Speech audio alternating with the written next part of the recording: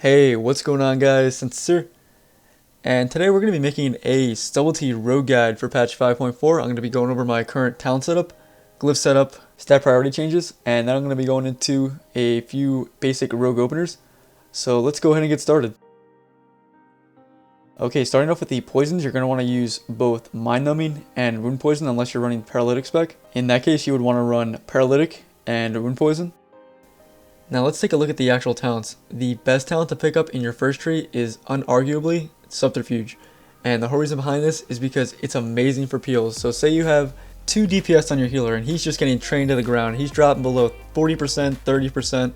Now what can you do? If you're running with Subterfuge, all you gotta do is vanish and cheap shot them both off, no problem. That's all you gotta do. Another great thing about Subterfuge is the fact you could get devastating openers with it. So say you're fixing to go hard on someone, all you gotta do is garrote, cheap shot, shadow dance, and he's dead before he even realizes what happened. Next up, for my second talent tree, I'm running with combat readiness, and the whole reason for this is because rogues are really squishy right now, and combat readiness kind of diminishes that squishiness a little bit. So if you run with it, you're not gonna get trained as hard. Now say for instance, you're going up against a caster only comp such as God comp, you're not going to want to spec into combat readiness in that scenario because it will be completely useless. So instead, you'll want to pick up Nerve Strike in its place. Next up, for the level 45 talent tree, I'm running with Elusiveness over Leeching Poison and Cheat Death, and the whole reason for this is because, again, this talent is unarguably the best talent to go with in this tree. Leeching Poison is completely useless in PvP, and what you get out of Cheat Death is just not good enough as compared to what you get out of Elusiveness. With Elusiveness, say you're going up against RMP, if you can anticipate when they're going to deep you, you could just feint it, and there goes 30% of their damage. For my level 60 talent tree, I'm running with Shadow Step. And again, it's because it's the best talent choice out of the 3 for this spec. Since Subtlety is really dependent on having good energy regen, running with Burst of Speed is just not that viable in arenas. And one thing you get with Shadow Step that you can't get with Burst of Speed is you can Shadow Step kick healers or casters, and you could actually Shadow Step to your healer. So say if you're going up against a team with a hunter, you can easily Shadow Step to your healer and eat the trap. For my level 75 tree, I'm running with Prey on the Weak. Now for this tree, you can actually switch between Paralytic Poison and Prey on the Weak, but since I like doing a ton of damage to my target when I have them stunned, I'm spec'd into Prey on the Weak. Both are viable ways to go. With Paralytic Poison, you get the extra root, so if you want more CC, I'd go with that. But if you want to get that extra damage when you have your opponent in a stun, I'd go with Prey on the Weak. It's really up to you. And finally, for the 90 talent tree, I'm running with Mark for Death.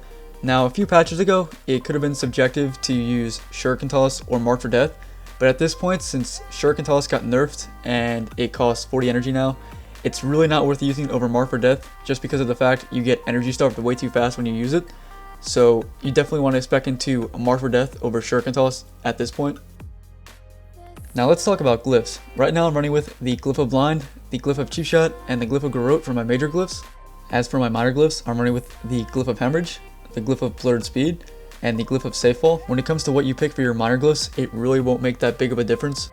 But when it comes to your major glyphs, it could make a really big difference. That's why my advice would be, if you're going to switch out any of these major glyphs that I already have in place, the only one that I would advise you guys to switch out for something else, such as the Glyph of Feint, the Glyph of Recovery, the Glyph of Hemorrhaging Veins, would be the Glyph of Cheap Shot. Everything else I would keep as is, but it's really up to you.